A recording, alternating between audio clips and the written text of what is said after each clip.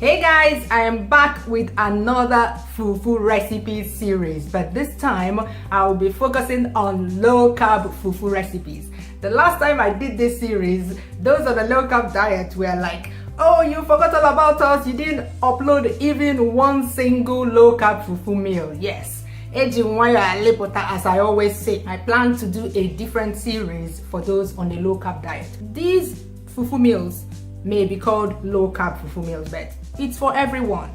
For instance, if you're like me, I have to eat a swallow meal every single day. If not, my day is not complete. The only time that does not happen is when I'm away from home, or if I'm on a tight schedule somewhere that I can't meet up. Otherwise, it must happen, or a swallow meal must happen. So if you're like me, you can decide to eat a low-carb fufu meal 3 days in a week, and then for the remaining days, you eat the normal fufu meal, those ones that contain lots of starch.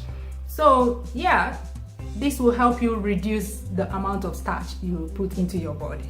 Yes, so consider this Tigernut Fufu meal, the first of the series. I'll try and upload, like I did the last time, I'll try and upload a low-carb fufu meal every single day from now on. Click the link that pops up on the screen to access the other low-carb fufu meals in the series. Let's go. We'll be using Tigernut flour to make the Tigernut Fufu.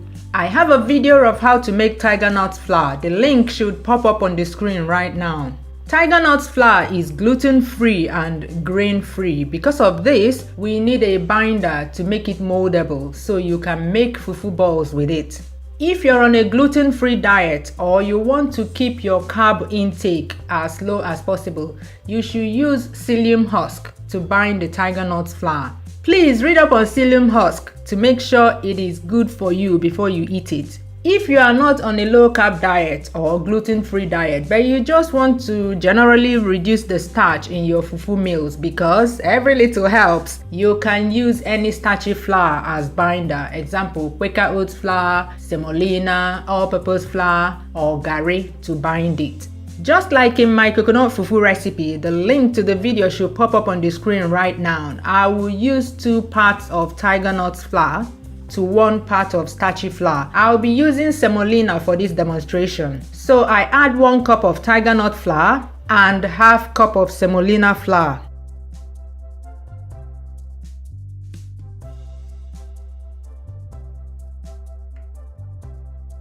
Mix very well.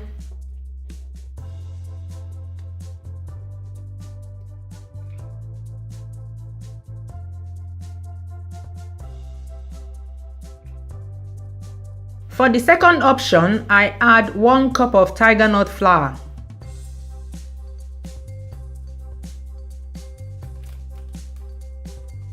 and ½ teaspoon of Psyllium husk.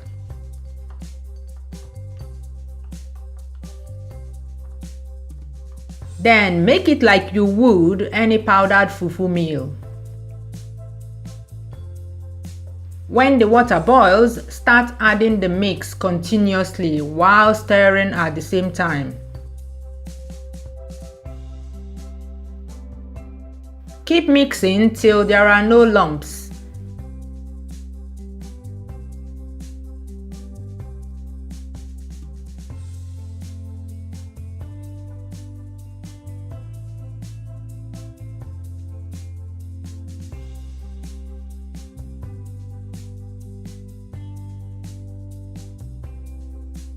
Then add a few drops of water. That's a little bit more than a few drops, but yeah. Cover and let it steam all over. Then mix again till smooth.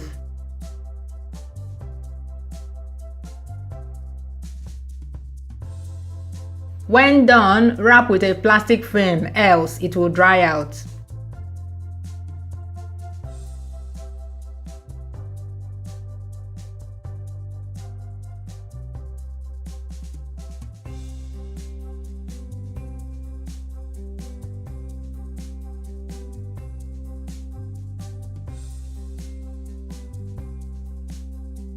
It is the same process for the second option.